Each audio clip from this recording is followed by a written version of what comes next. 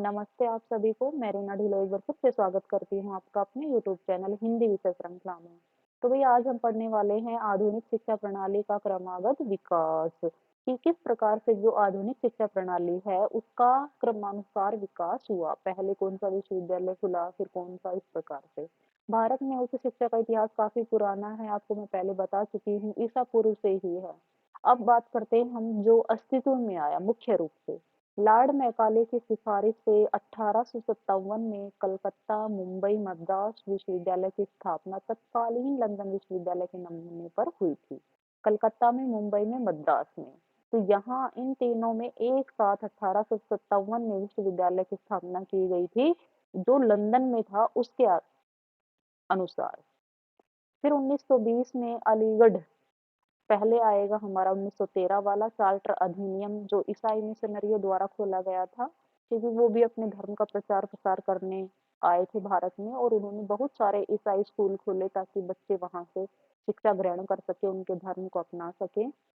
फिर 1817 में है हिंदू कॉलेज, जो कलकत्ता में 1855 में प्रेसिडेंसी के नाम से स्थापित किया गया, और 2010 में उसका नाम प्रेसिडेंसी विश्वविद्यालय रख दिया गया।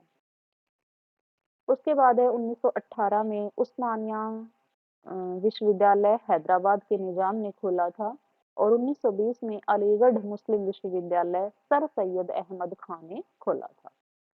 उसके बाद आता है 1823 में एल्फिंस्टोन रिपोर्ट, जिला परीक्षा अधिकारियों की नियुक्ति, स्कूल पर्यवेक्षकों, शिक्षकों के लिए प्रशिक्षण की अनुशंसा में। ठीक है। 1834 में एल्फिंस्टोन स्थान बम्बई, जो मुंबई का सबसे पुराना विश्वविद्यालय है। 1834 में मैकाले रिपोर्ट आई थी, और जो पाश्चात्य शिक्षा का पुरजोर समर्थन इसमें किया गया था मैकाले रिपोर्ट में। 1837 में लॉर्ड विलियम ने 1837 में अंग्रेजी को सरकारी भाषा का दर्जा दिया। इसीलिए आज भी हम अंग्रेजी से अपना पीछा छुटा नहीं पाए हैं, क्योंकि 1837 में लॉर्ड विलियम ने अंग्रेजी को सरकारी भाषा का दर्जा दे दिया था, कि सारे जो सरकारी काम है वो अंग्रेजी भाषा में होंगे।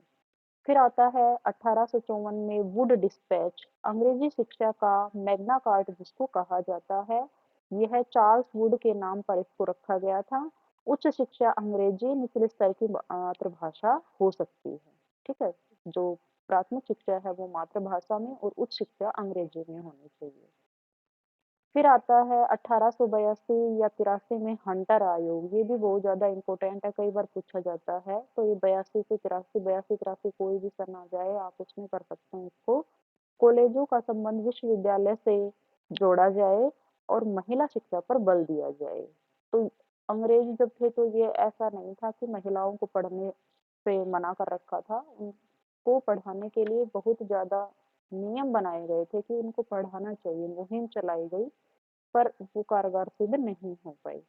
फिर आता है राष्ट्रीय शिक्षा परिषद 1905 में, जब बंगाल विभाजन हुआ था उसी दौरान राष्ट्रीय शिक्षा परिषद बनाया गया, और इसमें रविंद्रनाथ टैगोर ने शांति निकेतन नामक शिक्षा केंद्र की स्थापना की, जो बंगाल के बीरभूम जिले में है। इसको आप याद रख सकते हैं।